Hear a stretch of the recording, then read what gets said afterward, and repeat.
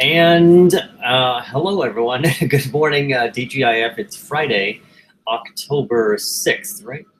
Feels like it's been a long week already, and it's Friday instead of. I moved this to on a weekday, so I don't know if that's going to be better for people to watch and interact live. I hope so. If you've got ideas for me, please send me an email at joe@smarterhomelife.com. Obviously, these are always available after the fact. Because doesn't everything get recorded, it seems, these days in life? I was just reading how AIM, AOL Instant Messenger, is being shut down in December, and that brings back a lot of memories. And it had started 20 years ago. I'm like, wow, 20 years ago. But I guess it doesn't have anything to do with smart home life or home automation. But anyways, so this is the October Hangout, the October update for everyone who contributes to Smarter Home Life. I will always start this with saying thank you. There's just no way that I could continue doing this without you guys. And, you know, the Patreon side has been growing a little bit over the past couple of months overall, and that's wonderful. Every little bit helps, as I always say. And I'll go into kind of more about how everything has come full circle in a little bit. I'm going to try and keep this to under an hour, maybe only half an hour. So let's see. Let me also, if you're watching and you want to interact live, we still haven't really figured out the whole thing, because the Hangouts portion is kind of strange in terms of getting everyone to interact. You know, who wants to interact beyond the chat room. So we'll figure that out at some point. But the chat room is at my.cbox.ws, as in white sheep, or that doesn't make sense. Whatever. / Smarter Home Life. The link is in the post on Patreon. So so there's that. If you want to chat along and ask me questions, kind of in a interactive way, instead of just in the emails afterward. And if you do have suggestions for these, and I'll ask for this again, as always, feel free to write me. I know that in September, it took me a much longer time to get back to people's questions, not Patreon related, but everything else. It's just been life, and things have been in a transition. So let me get to the first thing, which may be on everyone's minds, is the slowdown in YouTube content. This was something I talked about either at the end of August or early September when we did the last Hangout, that I was kind of letting people know this is what's going to happen. However, there would be additional content posted to the site, and that is basically what has happened. The short reason for this is because I'm actually doing additional work now beyond Smarter Home Life for a startup company that's developing a really cool smart home hub. More on that in a little bit. So that's taking some of my time, but it is actually allowing me to pay the bills, which is good. The other portion is the videos take a tremendous amount of time, and not just time. They take time, but they take a lot of concentration. They take focus. They take kind of uninterrupted time blocks. It's hard in some ways to work on portions of a video and kind of break it all up into multiple days or whatever. Sometimes it just doesn't work out, especially the actual production side and the shooting side. That at least has to get done all at once. So it just, and as many of you know or can imagine, if any of you have ever worked in TV or video production, these things take a lot longer than you would think. A 5-minute video can take hours to create and to write and everything, and I do all of it. So there is only one of me, and it's kind of a singular team at this point. That's why, again, I would love to. The goal is to grow this, and I've watched other creators, you know, through Patreon, and watch their updates as, you know, through the years, and they eventually get to grow. Sometimes it takes longer, a lot longer than you anticipate, but eventually you can get there. So the videos have slowed down, and I just refuse to put out stuff that's just a bunch of slides or images that are narrated. There's a ton of that stuff on YouTube. I kind of run into it all the time when I'm doing my own research and just looking at things in general. And it's like, that's nice, but SHL lunch break. Oh, nice. Hi, guys. Hello, Dustin, and hello, Doug. welcome and glad you're on board. I guess it would be good morning or good afternoon wherever you are. So anyways, I just refuse to put out stuff that doesn't look good, that is just cheap and not helpful, except to just put stuff out. I don't really feel that it's necessary. And so that's why I'm doing a mix of content now. So if you go to the Smarter Home Life website, you'll see that there's actually been more content posted there recently than on the YouTube channel.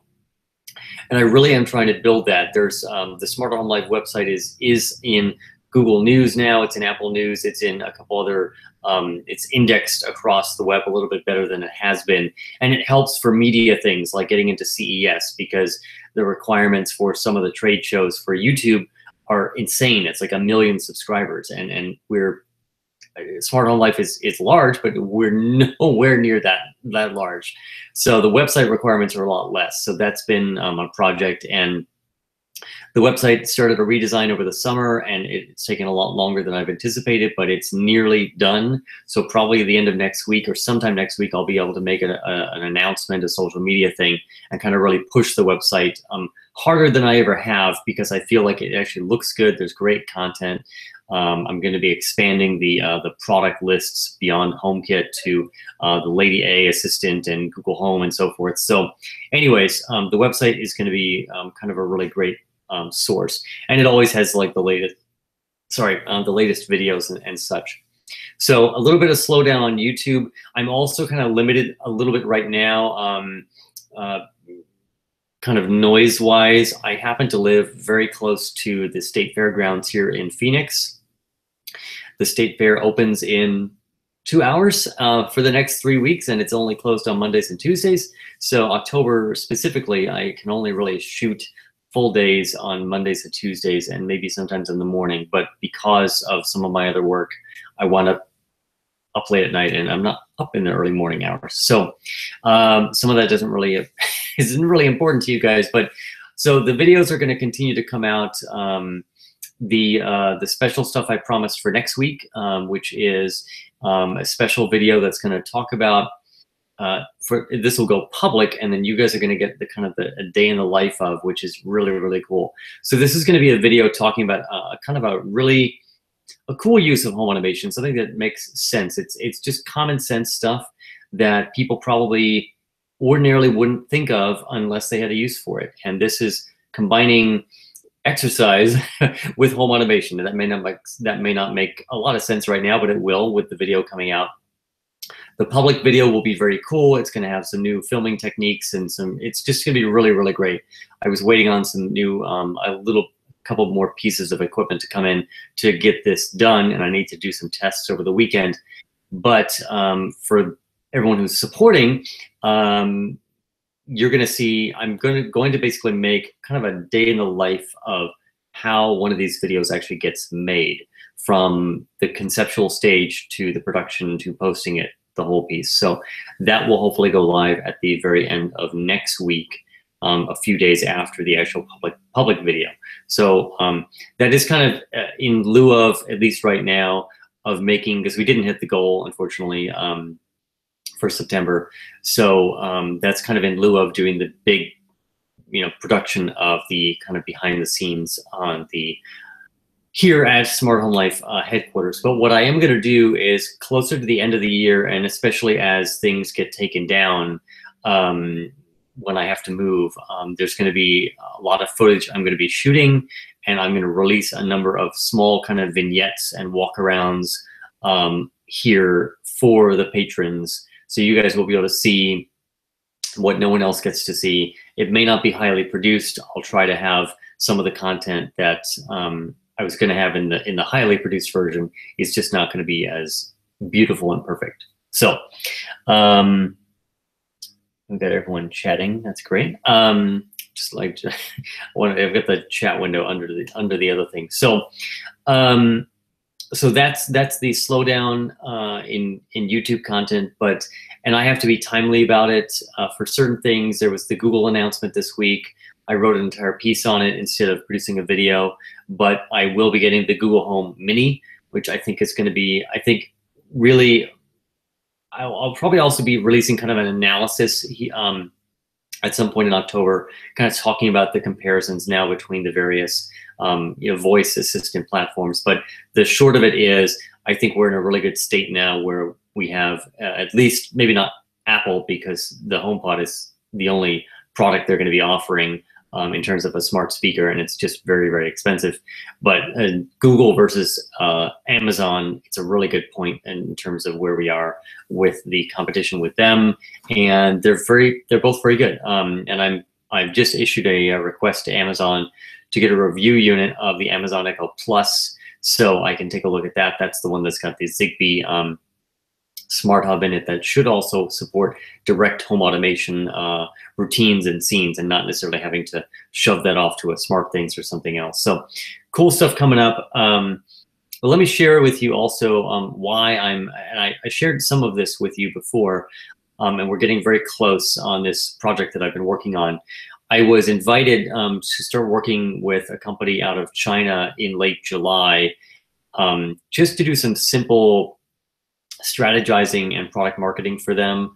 But it turned out to be a lot more, and they needed a lot more help because they're trying to understand how to get into the US and how to market the product in the US. And it's going to launch on Indiegogo. They will be at CES, and so will I. So I will definitely be going to CES in January. Just looking at the chat room. Dustin, HomePod Shuffle. Wouldn't that be cool? Like a mini HomePod. I think they need to do it. I agree with you. Apple tends to go after the higher end of the market, but I really think that at this point, if they don't introduce a smaller version that's less expensive to directly compete, they're just throwing their chances out the window. I really, like I said, I'll comment up more on that on a dedicated video. But anyway, so I've been helping a company that has a very long name, but the product is called Linky, and it will debut later this month on Indiegogo. It is a touchscreen-based smart home hub that has Google Assistant on board. It's a cool product. I wouldn't kind of associate myself with it, and I'm only going to talk about it publicly on Smart Home Life briefly and in a very careful fashion, because technically I am being paid by the company to help them market the product. Not to do PR, there's a separate PR firm that's helping them with that aspect of it. But since I'm being paid already, I have to kind of maintain a little bit of separation and specifically state that per FTC rules on the videos. But even though technically they're not specifically paying me for a review, it's still to the point that you have to be careful. So I'm going to switch my screen real quick just to show you some photos. These are going to be showing up publicly soon anyway, so it's not a big deal. I'm not revealing everything that it can do. Where's my screen share button? Let's see if this works. I haven't tried this before. Application window, and let's do this. Hopefully this works. So this is Linky. There's a wall version that replaces a standard light switch, and it's saying okay. A standard light switch, and there is a desktop version that's powered by USB. The wall version has some dedicated multi-touch gestures to control the existing load that was connected to the switch before you replaced it with the hub. So it's an attractive device. It's got Google Assistant, so it's got the 2-microphone array. It's got speakers on board. It has Zigbee, Bluetooth, and Wi-Fi. It has a really innovative UI. They built the UI from scratch, that was kind of the part that I thought that's great, because we're actually starting. You'll see a flood of these touchscreen smart hubs on the market very shortly. There's actually a few of them that kind of directly compete with ours, but it's and specifically they were working on this for 2 years before I came on board. So it's not like I've actually helped them with the architecture of the design of this thing.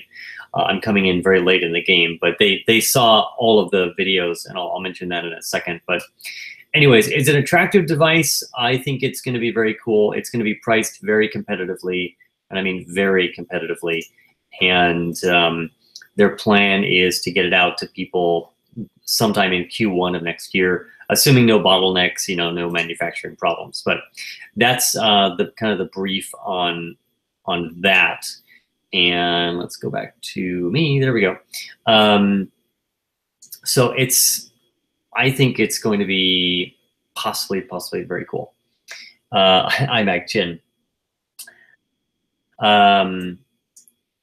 You're right.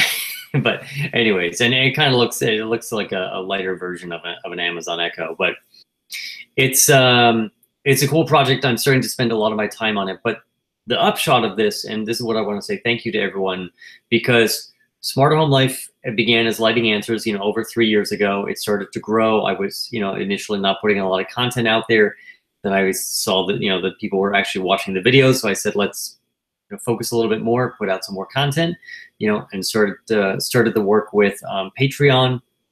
That started to grow, which, when you have people supporting you in multiple ways, especially if you're actually getting a little bit of financial support, it helps with purchasing products and things like that you don't get normally. And the other thing is that ultimately it just kind of snowballs on itself. So more views, more backers, more people, more support, more great comments and so forth. It all helps. And this year specifically, I've put out a lot of great content that's resonated with a lot of people. Obviously, the tour was a big thing. And then I get this email at the end of July saying, hey, we're really big fans of your show. We really like this. In fact, the original context of my conversation with the guys from Linky, which is L-Y, if that wasn't on the screen, L-Y-N-K-Y. You won't really find it anywhere at this point, but that's what it's called. The original conversation was they just wanted me to promote it, and over a few emails, we kind of figured out that we would go into this consulting relationship. So ultimately, everything I've done with Smarter Home Life, including your support, which is why I'm still doing it, led me to being able to work for them on a consulting basis. And that may finally also lead to some other opportunities, which does not mean that the channel or the videos or anything is going to go away, because that's the core, that's still the original part of all this. But it does allow me, for the first time in 2 years, to actually not be in the red every month, which is really cool. So my goal at this point now with Smarter Home Life, the online version, is to dedicate as much time as I can to it without causing me to not be able to work on the other things that are actually paying the bills. I have to be realistic and got to keep the lights on, and there's a move coming up and so forth. I'll talk about that in a minute. But otherwise, I just have to say thank you to everyone, because it's with your support and your kind words and all of those things that I still kept making the videos, which ultimately led me to getting to work on this product. The other cool thing about Linky is I didn't actually have to invent it. So I just get to help them market it. And we put in for an innovation award from CES. We're supposed to hear on that shortly, actually. So if it goes well, I think it's going to be really cool. So that's the update on that. We got all kinds of things in the chat room. HomeKit. Yeah, Justin, that's great. And I think HomeKit is going to be really interesting in the future because of Apple's kind of openness now with doing it, the authentication and the encryption over software versus hardware. Linky has looked into it, but it's different for a smart home hub device that controls other things, because Apple does have regulations and stipulations on what can be controlled. You can see that in the Insteon-based smart hub, because they have a HomeKit version, but it only works with some of the Insteon devices because of Apple's rules. So we'll see where all that goes. So there was the content drop-off stuff. Let me mention a few other things that I have coming up that have been sort of waiting in the wings, because my plan is, for these Mondays and Tuesdays in October, is just to completely dedicate to building content and videos, or specifically videos, because the content I can write during the day and night, and it's not affected by screaming people on rides next door, which there's only so much that you can filter out in the audio. So there's a bunch of products that I still have to review, including, I'm going to be getting into buttons. We saw this week that there was the announcement, or the official app update with Philips, that the Hue accessories, of which I should have one here, but it's in the bedroom, I think. The Hue accessories, like the tap, the dimmer switch, the motion sensor, now work with HomeKit. I have to finish producing the video on that, but I'm going to do a number of videos on buttons. This is a a Z-Wave device from Fibaro. I also have the button device that I haven't officially reviewed, even though it's been in a couple of videos.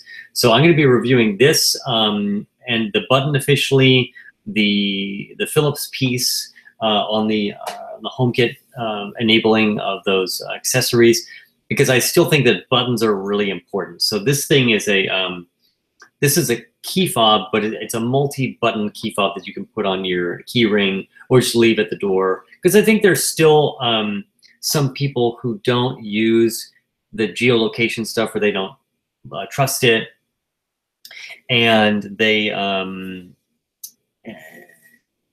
at the chat room here, they don't trust geolocation. You know, they don't want to be tracked or something like that. So I can understand that, and I think some of these devices are a really good kind of alternative to that. And buttons just are important.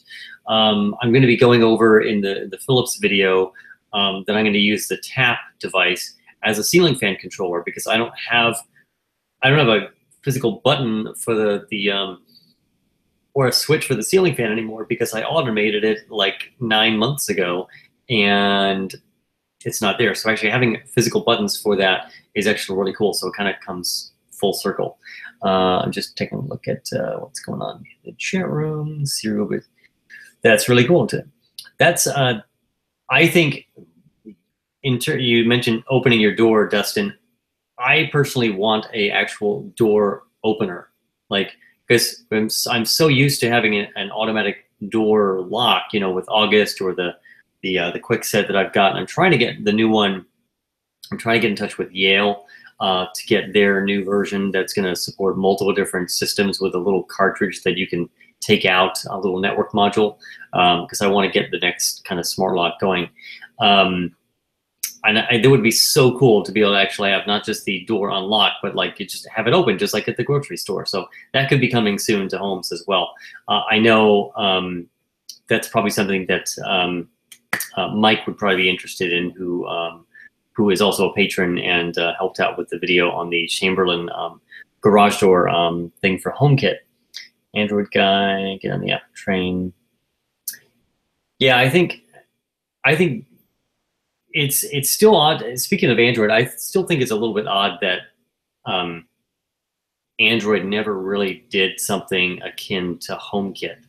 And obviously they own Nest, and we see all the fruits of their labor with that, and they've gone towards the Google Home route. But I do think it's odd that they didn't do their own system somehow, or something within Android. They could easily do that and have a tremendous market share, like instantly.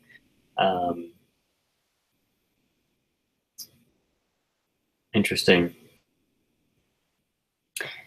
Yeah, there haven't been that, Doug. There have not been that many instances, and I've been trying to do research on how Hue and Zigbee really works in large homes, because I've done some consulting with customers or with users of Smarter Home Life who are building these large homes, and we've talked about it, and it's a little bit of a mystery, even though there's all the specs of what actually of how it should work.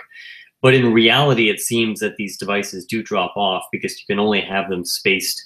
Each Zigbee device can only really, or even Z-Wave, can only be a certain distance from the other to receive that next message and to kind of hop to the next one to guarantee that those messages get transmitted. So that's there's definitely something. Makes no difference if your door is unlocked. Dustin, you're right. You're absolutely right. It does not matter at all.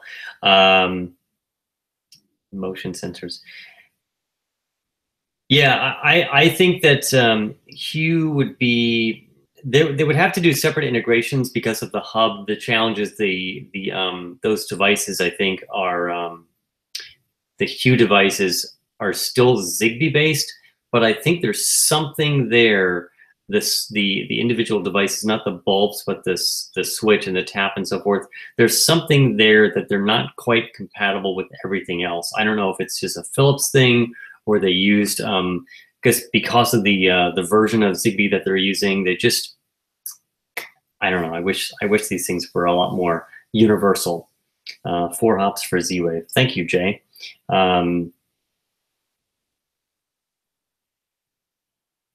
Yeah, with the power devices. Okay.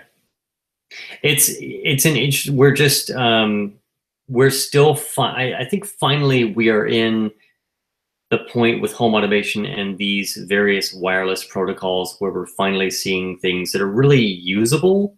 A lot of people also ask me on a regular basis if they have to have, are there Zigbee or Z-Wave repeaters? And the answer really is no, because they're all supposed to repeat their messages.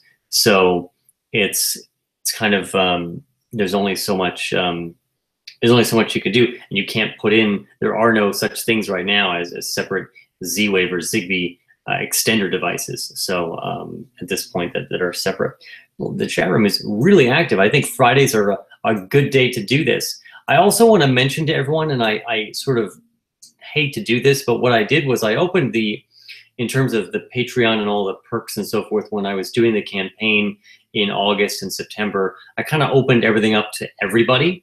And I'm going to bring that kind of back down to that these updates are going to happen with the various tiers that are set up. I think it's kind of like the middle of the road tier and up who gets these updates. But what I wanted everyone to do is to kind of get involved and to see that all this stuff was actually happening.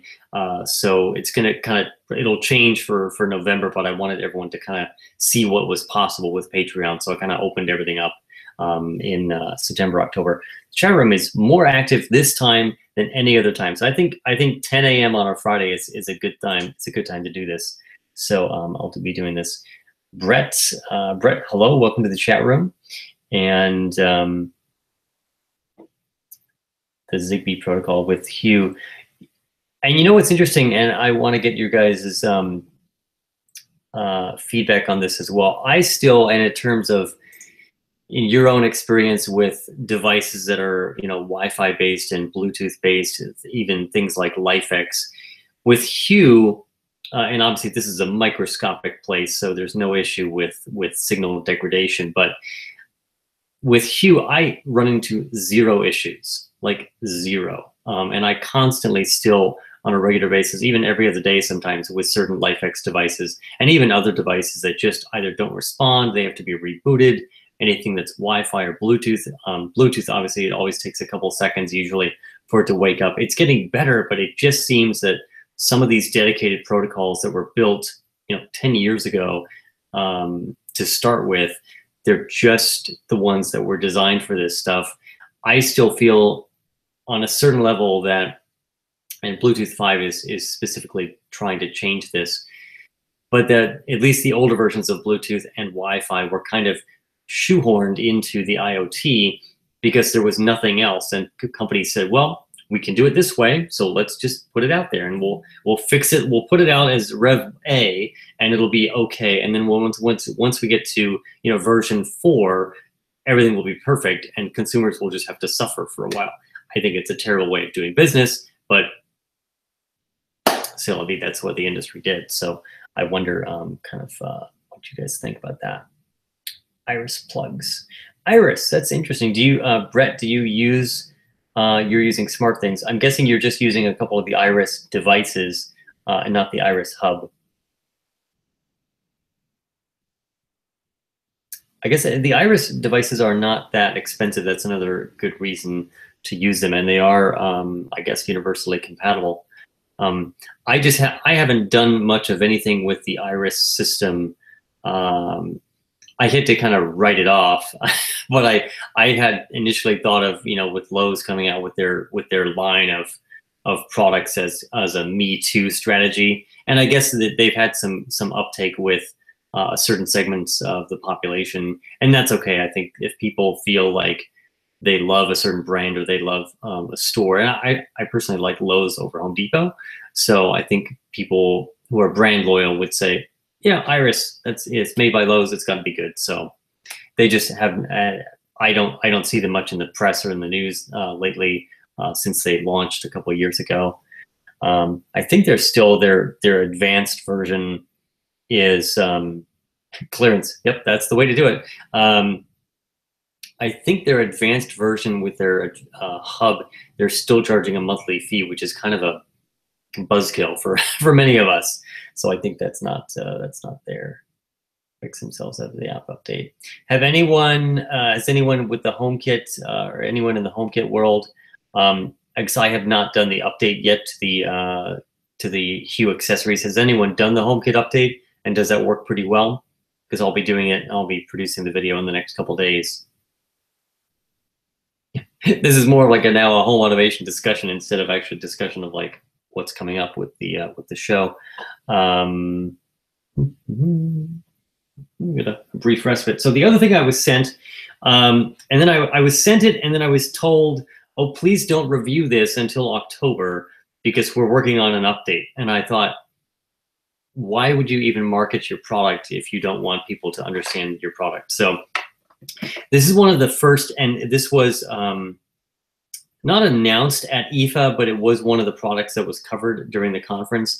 This is, it's actually from Anker, A-N-K-E-R. It's a company from overseas that makes, generally they make a lot of USB accessories and things like that. I actually have one of their 4-port hubs, their USB hubs in front of me. But their other brand called Eufy, kind of a weird name. This is their Echo Dot competitor. So they sent me this, and they sent me a Eufy light bulb. There it is. Let's do that. I don't even know what this is. This is must be Wi-Fi. Yeah, no hub required. I will be reviewing these guys also in October. They asked me to wait, so I'm like, all right, I'm gonna be busy in September anyway, so I'll wait to do it. And now, of course, is a good time because I can really start to compare. Probably by the end of October, we'll be able to compare nicely kind of the capabilities of something like this, which from what I understand, the third-party Lady A devices do not get every feature that Lady A has on the Echo devices. So I'll be really interested to see how this motion sensors are a nightmare. Okay, explain the HomeKit update. Hazmuk, is that, I hope I'm not screwing up your name. The HomeKit update specifically is that the Hue devices, and I don't have one, I'm sorry, it's in the other room. The Hue accessories, the Hue dimmer switch, the Hue tap device, and the Hue motion sensor. Again, you have to have the Hue bridge to make these work because they're Zigbee.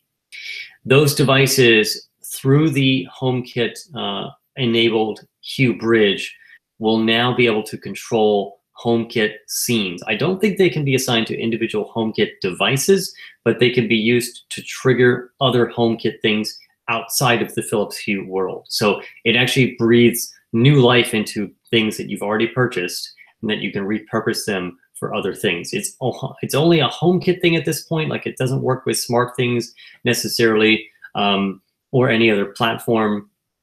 Philips would probably have to do some specific work to make all that occur, but this is a feature that many people have asked for because the devices so far have been limited to Philips Hue only, and only controlling something that's on the hub. So I think it's good. When they announced it, I thought, good job, Philips, for making that stuff work. And again, they probably actually did a lot of specific work with Apple. I know I have a contact at LifeX, and I had been emailing him literally every month since the announcement about a year ago, for their HomeKit compatibility with their light bulbs, with their smart lights. And they said that there were just a ton of problems that they ran into with Apple because they were going to have to make it happen after the fact that consumers bought it. So they were going to have to do that retrieval process and so forth. And it's pretty streamlined, but it's still a little bit weird. I have a video on that process. So I'm taking existing LifeX lights, 3rd generation and up, to HomeKit. But I think, I don't think you're going to have to do a Hue. I don't think the process is massive for the HomeKit update to Hue, because it's the actual Hue bridge that is the actual base station. It's got the HomeKit code. Once that's turned on, everything else should be fine. Temp sensors. Eduardo, I don't know. My last contact with IKEA, James, thank you very much on that. Wow, that's a really active chat room. I think 10 a.m. on Fridays is the way to go. The issue with, let me go back here, IKEA's lights. the IKEA lights require, they're going to do an update to the actual bridge device, their gateway. They last told me, and they told the press this in general, it was coming this fall. I believe it's going to be this month. They just updated a couple days ago, I think maybe a week and a half ago, they finally updated the app to be compatible with, it's not going to work because the bridge is unplugged at this point.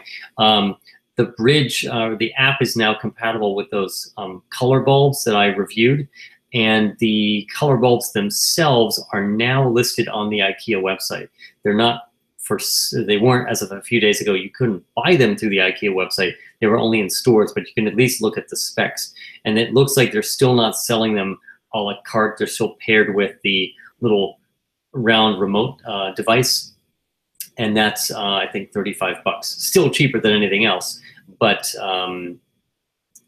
you still have to have something to connect them to because they're Zigbee based. So there's that. Let's see, through the evap, I've got an automation triggers the fan above certain temperature. Yep. That's a good way to do it.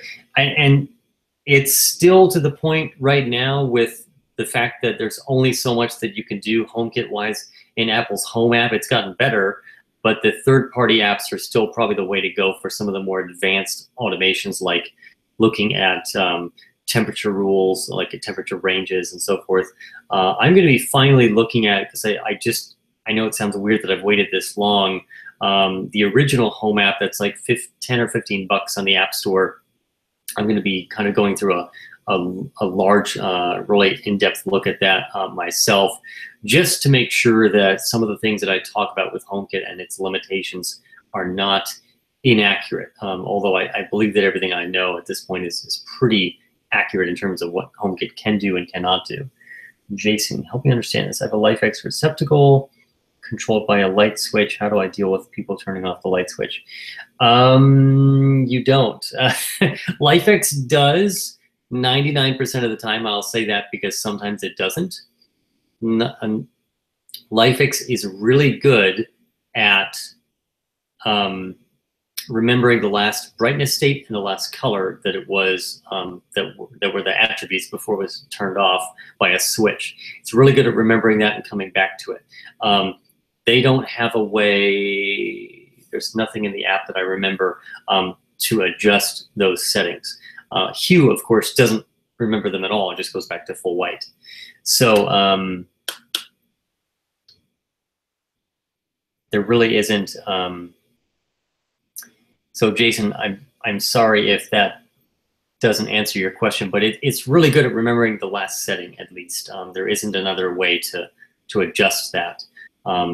They should make a way to set up a default on setting if you didn't want the behavior of it remembering where it was before, because it could turn back on to say blue at 20%, and that wouldn't really make much sense.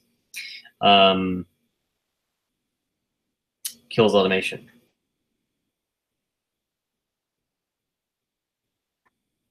Is there a wall switch that would feed power? You could replace, I mean, it's kind of a crazy way to do it, but there's two ways that you can get around it. You can just hardwire the switch, take the switch out and just connect the wires and just cap them directly and put a plate over it. That would guarantee that you're not going to have anyone turning it on or off.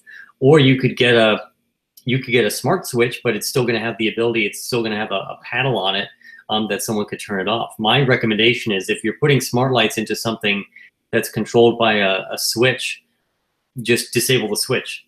That's what I've done in a few installations, and it works well, especially if you know that you're just never going to need the switch quite possibly ever again.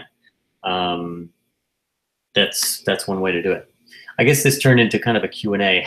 It's a problem when you say, hey, give me your questions. I can answer a couple more things, and I just a few last things. I think that's covered all the products. So there's a few more, a few videos coming out each month through the end of the year. The challenge is the next big thing, which is on my mind on how to kind of deal with this, and I'll give you kind of the longer schedule. So the move originally that was supposed to happen at the end of the summer was thankfully pushed back by my landlords, who happen to be good friends of mine. It's why I can even do this, and I've been able to actually build this over the past couple of years because I have a pretty good relationship with them and a pretty inexpensive rent here. But beyond that, so I have to move at the end of, I'm probably going to be moving the week before CES. So this is going to be all kinds of fun. We go right into the holidays, kind of wrap things up and start tearing everything down here. And then I move, and then I have to fly out to Vegas for a week for CES. And CES will be all kinds of fun and stress and all kinds of things. So this place is going to go away. It's going to be put on the market. The whole property will be on the market right after the first of the year. And I don't want to deal with people traipsing in and looking at the place and trying to produce videos or whatnot. So I'm choosing to just leave before that happens. And so the next place then is the question mark. And there was the GoFundMe campaign initially in the summer. I might bring that back now that we've got a little bit more momentum here for the end of the year. I mean, if it's possible, you know, money doesn't solve all problems, but it certainly does help. So if it's possible, I could make a jump to a the more permanent place kind of right away. But my feeling at this point is there's going to be an interim place that I'm going to be living for a number of months. My goal is, I'm trying to, this is more personal than part of the channel, but my goal is finally to actually get out of Phoenix before the next summer hits. And the goal is to get up to the Pacific Northwest. But I'll be here in the interim while I'm continuing to kind of get everything smoothed out and built up with, you know, business-wise and revenue and so forth. So the interim place will most likely not be beautiful. It's most likely not going to be very automated. I may put in some amount of stuff, but if I'm only going to be there for 5 months or so, it doesn't make sense to just deck everything out.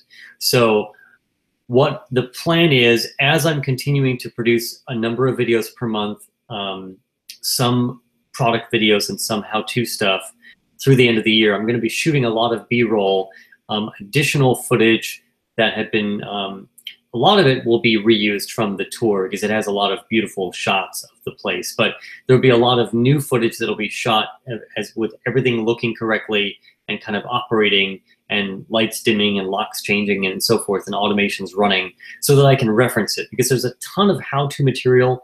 I have a laundry list of episodes planned that I just have not had the time to do, and especially now that I'm working part-time for doing the consulting for Linky, I just don't have the time. There's only one of me. So I want to produce all those videos, but I'm not going to be able to get to them here. So all the footage will be captured here so I can reference it and talk about it and still do those how-to videos as if I was here. It's just going to be at a different location. The goal then is by summer of 2018, I feel like do you feel like we just got started in actually saying 2017 and now it's 2018? So by the summer of 2018, that's when the big move is planned, and that would be to a more permanent location, to maybe even a fully, an actual full house and not like a tiny home. Because after living here for soon to be over 3 years, actually it's 3 years this month in a less than 400 square foot place, I'm ready for a little bit more space. That would be really great. So the new place would then be automated and done and so forth. And really it's going to depend on how Smarter Home Life does and how campaigns do as to how much I can continue doing in terms of video. I want to continue it for a long time to come because the industry is going to continue to grow, but I do have to be realistic with how things are going to go and how much money is spent on projects and work on creating this content. So in the interim, like I was saying at the top of the Hangout, between the YouTube videos, definitely go back to smarterhomelife.com because I'm starting to do a lot more writing there. You do check on social media. If you're on Facebook and Twitter, I try to post a few things a day. Some days there's just not enough to post, and some of it's not mine. I'm sharing links to other things or just asking questions. In fact, let's see if people actually responded. Who else actually maybe responded on Facebook? James B talked about, honest, none of the things have impressed me at all this week. Okay. And Nathan had mentioned that the new Google Home stuff. What do you guys think of the Google announcements from Wednesday on the Mini and the I don't want to call it the Maxi, but the Mini and the Max and all the home automation stuff that Google announced on Wednesday. What are your thoughts? Chat room is really active.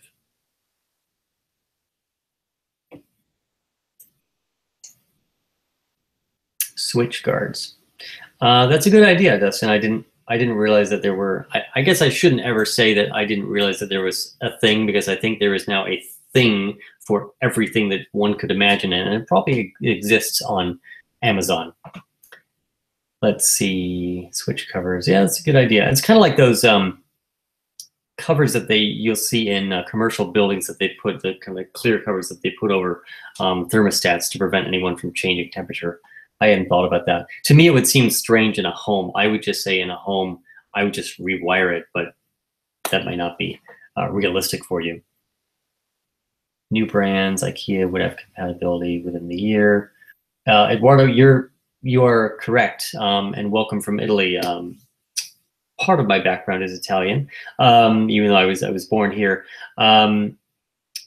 The challenge with the brands, Apple can make a lot of slides and make a lot of things that are beautiful and say that all these brands are going to be supported by the end of the year. We all know that it just doesn't happen. I think IKEA is on track to do it. IKEA has enough resources. They've got enough money. They have enough engineers to make this happen. And I think IKEA specifically told me through Twitter, through some direct messages, that they had not only the fact that they were on track for releasing those HomeKit updates and Lady A and making the gateway compatible with all the assistant platforms, but they also had a few other surprises for October. So I think there's more that they're not telling us. There might be a few more products. There might be some more functionality that's coming. So I think that's really good. And this is IKEA's really their first full year of them being in the smart home game, to be honest, specifically with lighting. I think they're also going to do well as the iPhone has gained the wireless charging. They've got those pieces of furniture that have Qi charging built in. And I don't know if anyone's played around with their augmented reality app, the IKEA Place app. I tried it. It was cool, but augmented reality is not quite there yet, but it was definitely kind of helpful. Although I'm not thinking of buying anything from IKEA furniture-wise for a while. Let's just see here. Manufacturers having difficulty. That's right. It's taking nature of the smart things. You're right, James. Smart things. I'm personally disappointed with smart things. I actually only use it in the background. It's a passive device that passes commands between the Google Assistant and my Mac here for interacting with my Indigo platform that runs most of the automation here. I do not like the app layout of smart things. I think the routines and the smart apps and all this stuff is just, I think it's just weird. And I know that they had a lot of uptake. It was very, very, very popular in the beginning with the crowdfunded campaign, and it still maintained really good popularity. They introduced the SmartThings Connect, which is their Wi-Fi, a mesh Wi-Fi platform that had a SmartThings hub built into it. They announced that. I know they're trying to bring SmartThings to other parts of the Samsung world, and they're probably going to try to integrate Bixby as well. God knows, we don't need any more assistants. I just think Samsung trying to do their own thing is just like, maybe they can introduce it to their own market and have it be really popular. But I think we already have 3 of these things, in a major fashion from Apple, Amazon, and Google. I don't know that we can have 4 or 5 of them. Cortana seems to also be going nowhere. So I don't know. I do feel that SmartThings needs to up their game somehow. What that would be might be an app redesign or not a physical redesign, but they need an announcement. They need to be sexy and cool again, because not that they're not cool, but you just don't hear of them. You don't hear of them making any waves of what's the next big thing. I don't know that they would start making their own other products, even though they could, light bulbs and locks and so forth, because it's tough to get into some of those industries. What would I really like to see? I would like them to support more individual devices. Things like the challenge with some of the stuff from Fibaro, which are cool, beautiful products, is that these things are not directly compatible with SmartThings, so that you have to go into the community and get the individual device handlers for it. And it's a few more steps that the average person wouldn't do. And I've heard from Fibaro that they've been working with SmartThings to make their devices compatible with it. And the holdup is on SmartThings. So I don't know what's going on. Samsung has plenty of money, so get on it, SmartThings, even though they're not watching this because this is not public. Underwhelmed with the higher end expensive speakers. Yeah. I just, I'm curious, Doug, what you would think in terms of, were you looking for more innovation on the higher end speaker or more innovation otherwise in general? I was actually surprised by the Max.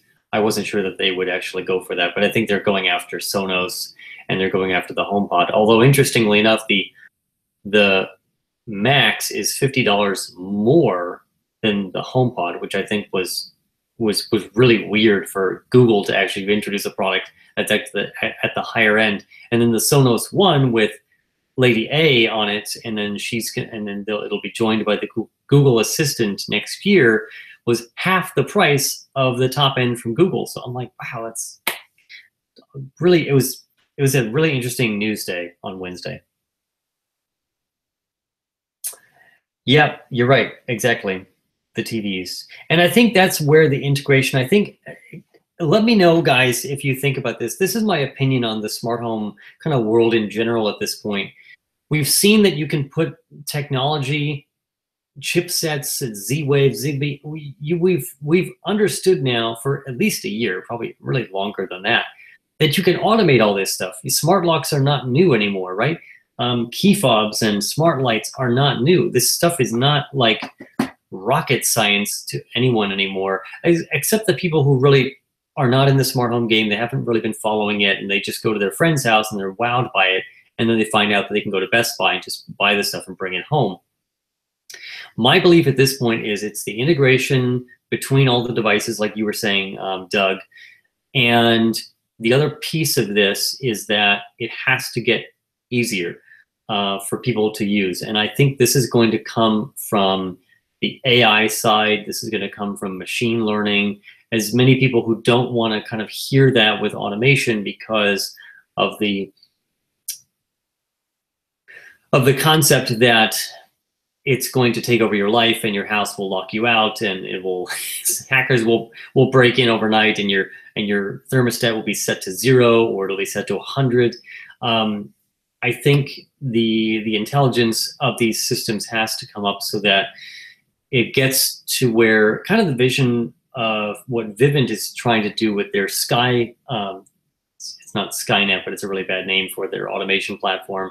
Their platform, which is going to gradually, if you turn it on for the Vivint, their system, which is Smart Home as a Service, their platform is designed so that if you turn on the automation or the intelligence, it'll start looking at everything that you do and monitoring as you come and go from your house, and the activities that you might do. If you're again, you're locking your door and you have a smart lock, if you're turning up or turning down the thermostat at certain times, or when you leave, it'll start making suggestions and saying, hey, we noticed that you've been doing this. Would you like us to just take this over? And maybe we can improve on that. And eventually, again, with your consent, it would get to a point where it would say, hey, I just took care of these things for you, and I'm letting you know. I think if all of that's done in a thoughtful way, that really helps the situation. The other thing that I thought was interesting, and I'll mention this kind of on a longer video that'll be public later this month, the Echo Plus from Amazon that ships at the end of October, I think, it's either that or November, has an auto discover feature, which is wonderful because it only may be limited to Zigbee devices. They weren't clear on that. But this whole process of having to go around to devices and press buttons and hold things near each other, this is just something that people kind of probably don't want to do. Everyday consumers, maybe it might be a novelty at first, but if you're really going to automate your home, you don't want to do this stuff. So I see little steps from companies now starting to make that process easier. And I think that's really important for the rest of the world to slowly get into automation, because we're going to get to the point where home automation probably becomes as ubiquitous as the smartphone is today. It's going to be messy though, and I say messy because since all these manufacturers have released all these different products, we have all these different systems that are out there. We've got the assistant platforms, we've got HomeKit, we've got Wi-Fi, Zigbee. It's going to be messy. No one's automation system is going to be similar to anyone else's. You're going to have myriads of smart bulbs and thermostats and switches and robot vacuums. It's nothing that we're going to recognize as traditional home automation from 5, 6, 7 years ago. It's just going to be the wild, wild west. And it's kind of where we are now, but it's going to be even more so as the prices drop and everyone just buys this stuff.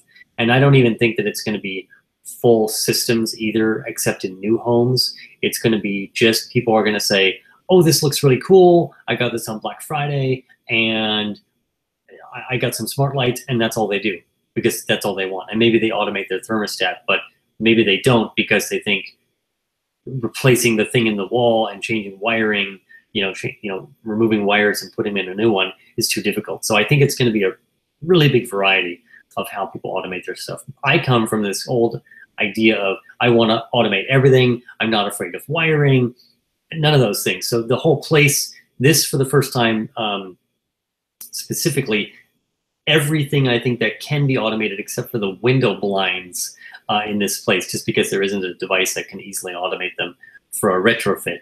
Everything in this place that can be automated practically is. I don't think that the shower isn't, and certain things in the bathroom are not, but that's that. Let me read the chat room, make sure I'm not missing anything. Twitter and Sonos Skill. Google Assistant, you're correct. Eduardo, I think that the products will be coming. These companies, I know it's very frustrating, and I would be very frustrated if I was outside of the US. They do tend to start here, but the products eventually get sold elsewhere. Some of it has to do with the regulation and approvals. And sometimes what they do is they go through the process of approval for the US first.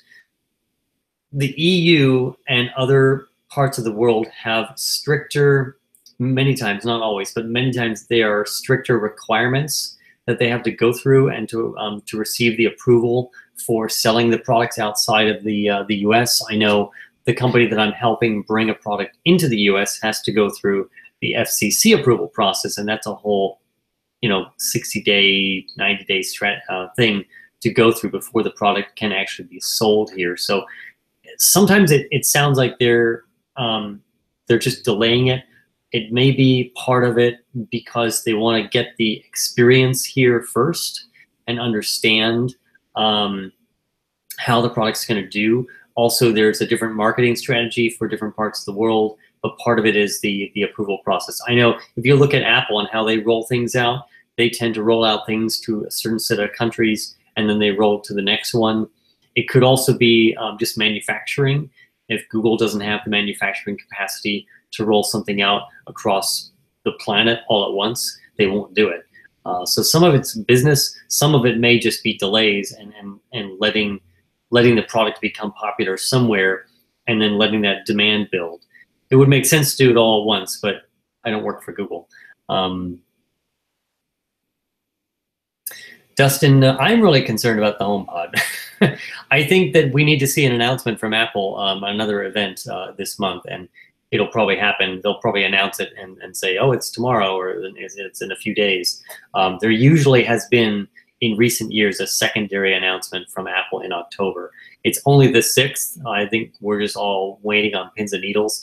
I think if Apple just ships the HomePod without another event talking more about it, and the capabilities that are listed on the website right now for the HomePod, I think it's going to be a really disappointing product, to be quite honest. And a lot of people will probably ask me to buy one, and I will ask, I'll set up a GoFundMe, because honestly, I don't want to spend $350 for an Apple closed-off speaker for an ecosystem that I really don't use. I actually do not use HomeKit all that much, except for some demos, and I do have one or two HomeKit devices that are tied in right now, and they're part of like the goodnight scene, and it fires off a separate command to a different system to run everything else. But I don't use HomeKit all that much because, in my opinion, I guess here would be an interesting poll for the chat room.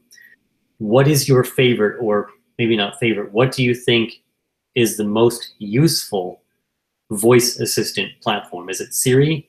Is it Lady A? Or is it the unnamed the Google Assistant? My preference is Google Assistant because it picks up the voice so much better.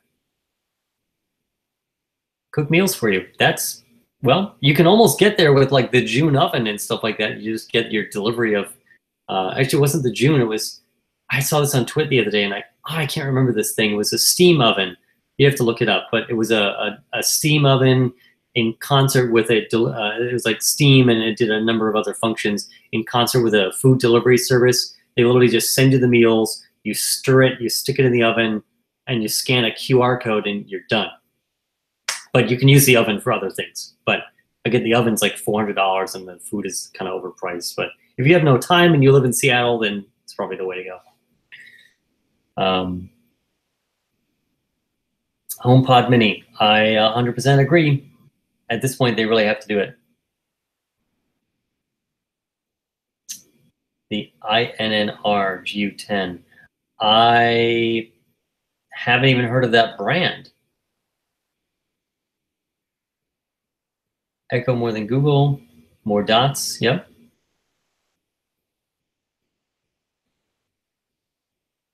Yeah, they're quickly catching up on the integration, and I think the reason is because all the manufacturers at this point, they want to be on all of them, and at this point they will be able to, with if Apple really gets its act together and continues to make Siri and HomeKit, or really HomeKit more than Siri, HomeKit easily compatible and backwards compatible with these other devices. My thinking is that is actually what's going on with IKEA. I feel, I may be wrong on this, I feel that the IKEA Gateway, since it only started shipping in like April or May not even have the actual MFI chips in it. This may be a software upgrade because that announcement came around the same time as the whole Apple announcement in June. So that's my feeling. I haven't gone to, I need to go over to iFixit to see if they've done a teardown of the IKEA Gateway, because they would be able to find the MFI chip and if there's one in there. But we'll see a number of products that are going to launch. Actually, I think it was Netatmo. Netatmo's got two cameras, the Welcome and the, I can't remember the other name. They've got two cameras that are going to be HomeKit compatible. They're doing the software-based kind of retrofit in-place upgrade. That's going to be done, I believe, by the end of this year and early next year. So we're starting to see those software updates come out. Kitchen pantry tech. Wow, I don't. I would love to say I do. The only ones that I know of are those crazy Samsung fridges that have the cameras in them. I haven't really seen a lot of, one would think that there would be a great way to, you could probably do this with apps. If there were, I assume that there's probably some apps that are out there that you could probably scan all of your items like in a pantry, like with their barcodes and maybe input their expiration dates. But I can't imagine that there's a true automation system yet in terms of a camera. A lot of, obviously, if you close your pantry, there's no light in there, so it can't actively see it. That would be an ideal way, is something that could actively monitor exactly what you have in your pantry and in your fridge and keep it updated.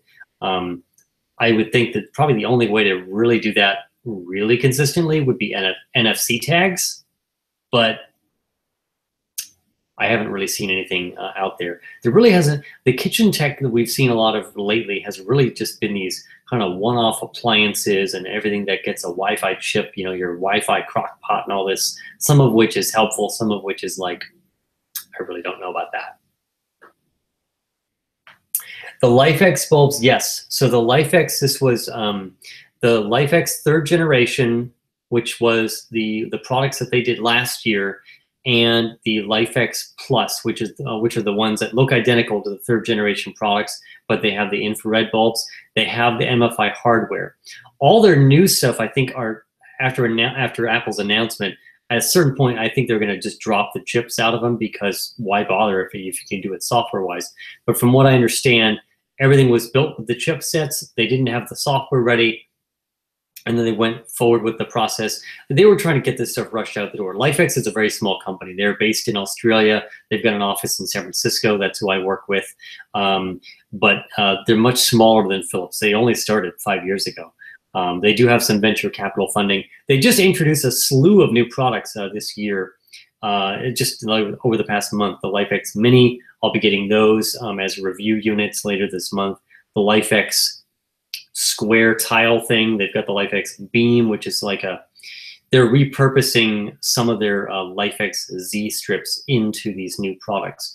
But last year, the LifeX Z light strip that they introduced, I was told that they had to cut corners or something like that to get the product out the door, and it didn't include the chipsets. They didn't include the HomeKit. So LifeX Z might be HomeKit compatible someday through the software update process, but with the chipsets, it's not there.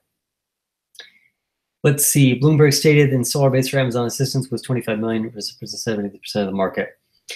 That's probably accurate. I mean, we know that's. I think that's probably a good figure. Amazon was first. Let's just say they were first with the active speaker that would listen to you. It was the Star Trek experience. So I don't doubt that figure at all. And they are leading the market right now. Whether Lady A is really the best one is still kind of up for debate. They're going to be very, very close. Google, I think, is still going to edge out Amazon just because of its knowledge graph and the power that Google has with voice and the experience that they have. But give Amazon some additional time, and they will come up to par. And they will have to, because they have to compete with each other. I just think that they both also have different purposes. Amazon, of course, is a retail company. They want to sell you stuff. Google wants to sell you ads. They want to play ads for you and get you information. My concern eventually is, when do we really start seeing ads, kind of intrusive ads, show up at the end of a search query or at the end of a request with these services? Because neither of these services, you can buy these things. You can have a free Amazon account and not buy anything else from Amazon. You can have a free Google account, never use Google for anything else. Maybe it's not going to benefit you, because the more information you give Google, the better. But neither of these things are being charged as a monthly fee, which means that if they eventually become enough of either company's business as a cost center, I have to imagine at some point they're going to start running ads or something to help monetize this. Even though the devices themselves these smarter devices these days are usually priced a little bit higher, because they kind of buffer in that cost. They calculate that cost of supporting the company and supporting its staff over the next few years. That's why devices as silly as these key fobs and devices from Elgato are all priced at a price that seems outrageous for a weather sensor like this thing, this indoor temperature and air quality sensor from Elgato. I think this thing is like $70. This thing, there's no reason for this thing to be $70, but because there's no monthly fees, there's no subscription, they're building in part of the cost of running their company directly into the sale of the products. So that's why they're a little bit higher than most people would imagine. And I think that at some point, even though the costs of these things are going to drop because of volume, they're not going to drop to a ridiculously low point. I think it would be a long time before you see like a smart bulb that is $5. It's in the $5 bin at Home Depot. I don't know that, and maybe it'll never happen. With the lowest that we've seen thus far on smart bulbs from, say, Philips is $15 for the Hue White, the ones that just dim up and down, and that's a pretty good day. Thank you, Nick. I'm gonna probably wrap this up. We've gone a little bit longer than I was anticipating, and we did a lot of Q&A. What was I going to say? Simple Human.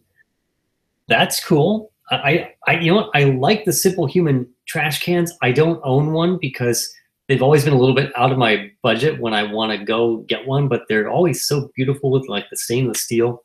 Really cool stuff. Xiaomi. Good question. I know of Xiaomi. I know of Domotica. I might mention it in terms of some of the other brands that are out there. One of the tough things with getting some of these products, even to review, because of the voltage conversions and sometimes because of limitations technically, or if they may or may not work here in the US, sometimes it's tough to review these things. And there's without kind of sharing my screen and going to all the graphs, I have to be, I do really want to cover as much as I can.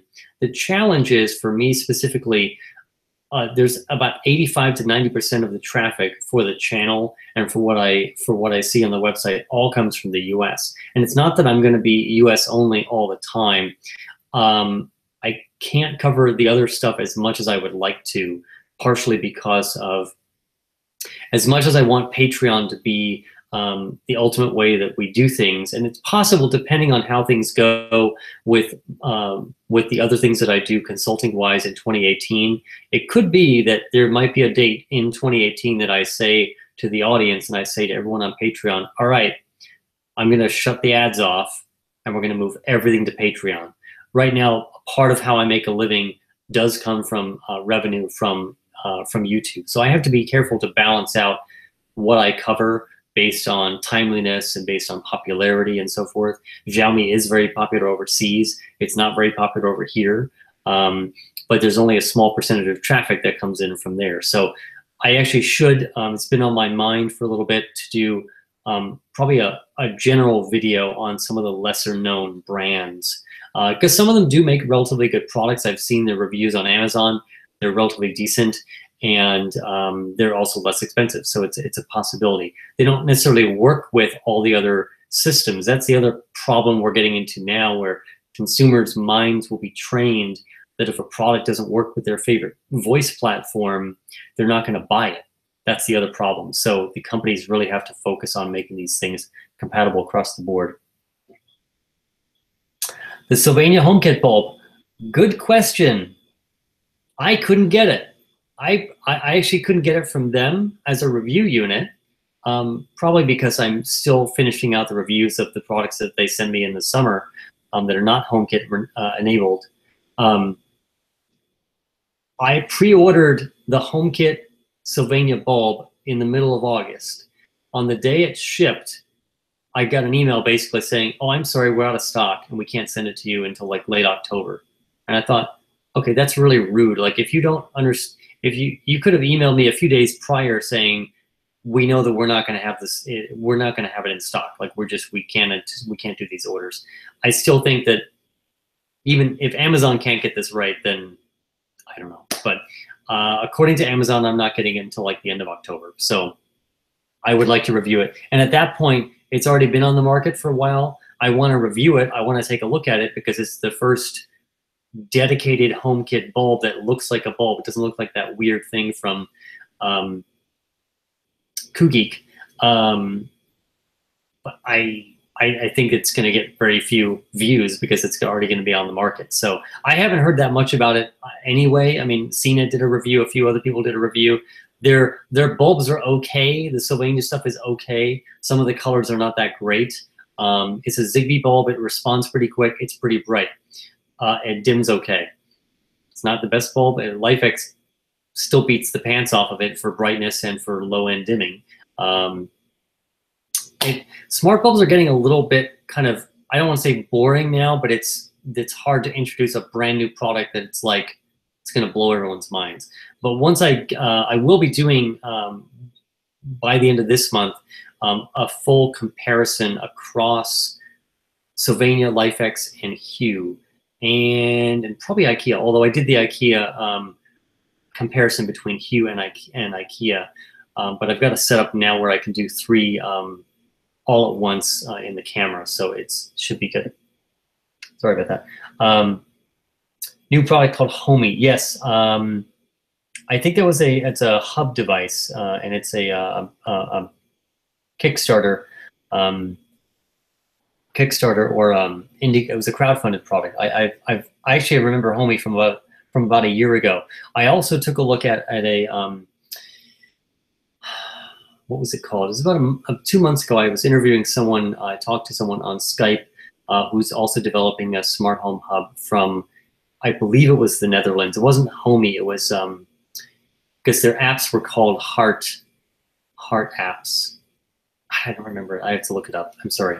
There's a number of these products that are coming out, and it's fast. It's great that there's so many devices coming out, but it's a little bit now to where the market's going to get saturated with these things, and it'll be harder for consumers to really get into them. It's harder, you know, once an industry really develops, it's harder to have a company launch something and to really wow the entire industry, because consumers get settled into thinking that the industry is made up of smart things, wink, and they think that Amazon and Google are actual hubs where they're kind of not.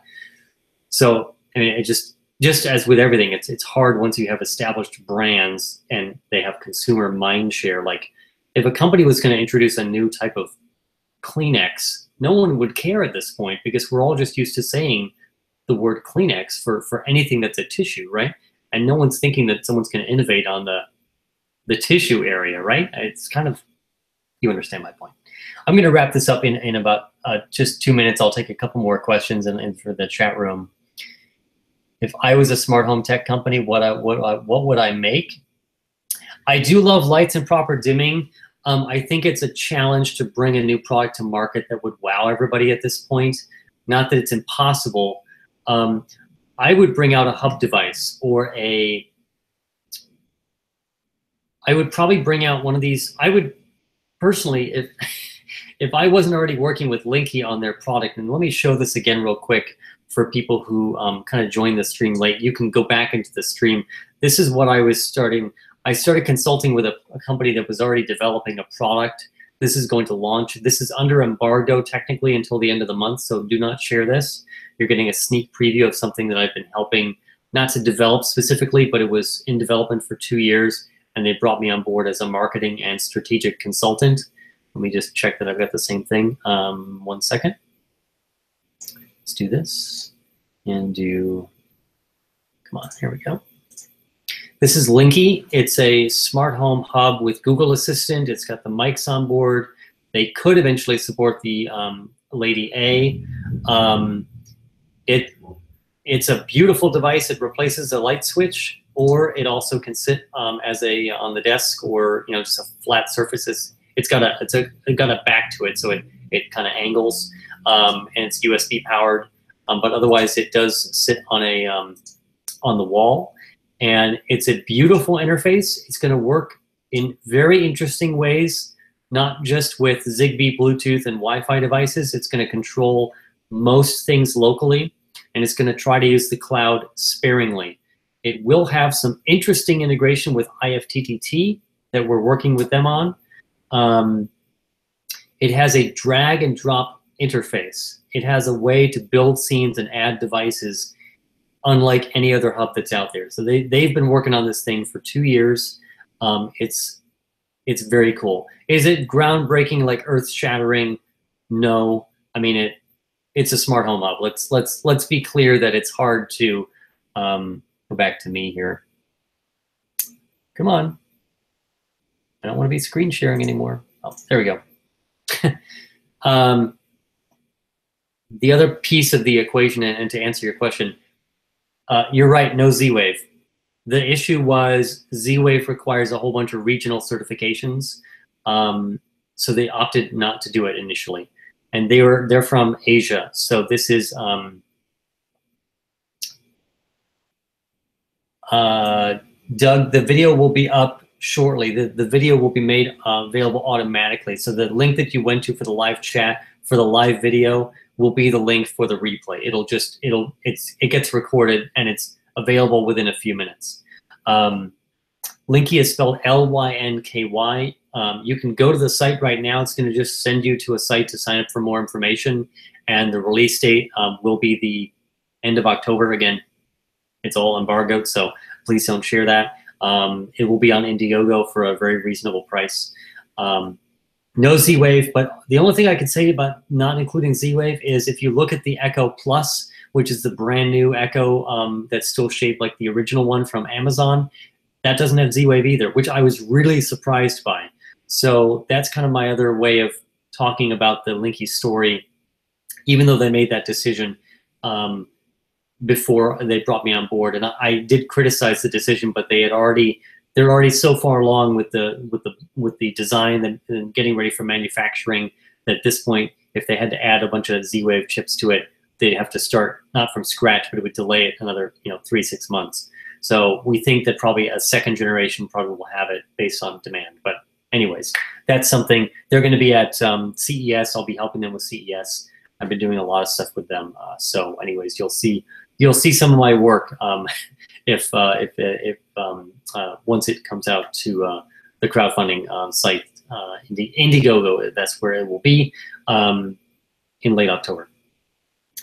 Hue motion sensor with HomeKit and temperature sensor. Didn't see that, but I'll take a look at it. JLYNKY. Jay, you're right. Z-Wave is huge. Again, I'm surprised that Amazon didn't put it in. Must have been some weird reason for Amazon not to include it. I'm really interested in that. I actually need to drop them an email to find out why they did not include Z-Wave. There was something with the Amazon Echo Plus that it could do auto discovery. Maybe that's something that's better position that can happen easier with Zigbee devices. I don't know. I found that you can add Z-Wave devices relatively easily as well, but maybe the discovery part is more of a challenge with Z-Wave. I have more experience with the other systems and less experience with Z-Wave, but I'm hoping to change that soon. So, Ring Protect, yep, I know. So many announcements. It's so many. I'm going to be doing. The last thing I'll mention, a lot of everyone's been asking for the additional episodes for the Getting Started with Home Automation series. I launched that at the end of, or I relaunched it at the end of August. I have a plan now, an official plan for all to fill in the rest of the episodes. It's easier now. We've pretty much gotten through most of, I'm not going to say all, because I believe that there are still a few more announcements that we're going to see through October. But the bulk of the smart home tech announcements are done at this point. There's no other companies that we haven't heard of or have not heard from. So it's easier now to actually put these videos together and feel like these are going to hold up against the test of time for at least another year or two. And I can really discuss things like platform and devices. I don't think we're going to see any more major device launches. I could be proven wrong easily at this point, but I think that by the time we get through the next 2 weeks or so, I think the rest of these big announcements are going to be over with. So I think I can finally get these produced within the next 2 weeks and get a lot of these out there, because that series I think is going to be really popular. That series will be backed up by actual written articles on smarterhomelife.com. I'm trying about once a week, probably once every 2 weeks, to create a feature article which shows up on the homepage of smarterhomelife.com. It's a tall, it's a lot of tasks to do for one person. And again, your contributions and your help here on Patreon is really helpful. The last thing I'll mention again to everyone, we've had a really active chat. I really want to thank everyone for being so active and asking the questions, and then I can get back to you. If you ever have quick questions, again, hit me up at joe@smarterhomelife.com. If you've got something that's a lot more in depth and you want to just get my time, it's very reasonably priced. The price I think is still, the discounted thing is still at $50 an hour. I'll put it in the chat room if you want to get my time on a dedicated video, like a Skype session with me. I'll put that information in there. You can schedule it through the website. Starting later this month, I'm going to adjust the permissions with all the Patreon stuff. I opened it up wide to everyone so that everyone could see what's going on, kind of like a, you know how they do those like public preview things with like Netflix or HBO, they're like, everyone can watch this for the whole weekend. So I wanted to do this as as a big teaser to show you that yes, there's some behind the scenes and there's some interaction that you can get with me if you if you sign up for Patreon, and especially if you're part of some of the higher tiers and you get some more benefits. I'm going to readjust that back to the way it was starting in another week or so. So for the November Hangout, if you'd like to be part of the November Hangout, please. You can I think it's like $10 a month or something like that, and it does help. All of these Patreon contributions go to supporting the show, to buy new products, for me to be able to review them, and at the end of the day, to keep the lights on. So it's not like I've got a 9-to-5 job that's some cushy job that's supporting this. It's everything is done through the ads, through the affiliate links. If you want to support the show just by your regular shopping, I just updated with additional links, affiliate links on the support page, smarterhomelife.com/support. You can find ways to just go shopping and support the show that way too. So there's a number of ways to do it. I don't care how you do it. It's just great to have the audience support to help the show continue and to help things continue. So it is 11:30. We've gone for way longer than I anticipated. Thank you to Jay and James, Artemio, Doug, Nathan. It's been like, I think 10 or 15 people in the chat room. So thank you so much. This is obviously a great day to do it. I will work to do this on, let's just say I'll try to do these on the first Friday of the month at 10 a.m. Pacific time. And we'll go from there. So thanks everyone. I'll put in the chat room for the way to get to sign up for the discounted consulting sessions if you'd like to do that. Otherwise, thank you so much. You can use the same link that you got here to go to check out the earlier part of the video. And I'll be posting some cool stuff in the next couple days, some more behind the scenes stuff on Patreon, so keep up there. And there is also, if you want to get automatic updates from the website, there's an email list subscribe there as well. You can do that. So lots of ways you can keep up with me and Smarter Home Life. Thank you so much for your support as always. And I'll see you in the next video. Thanks, guys.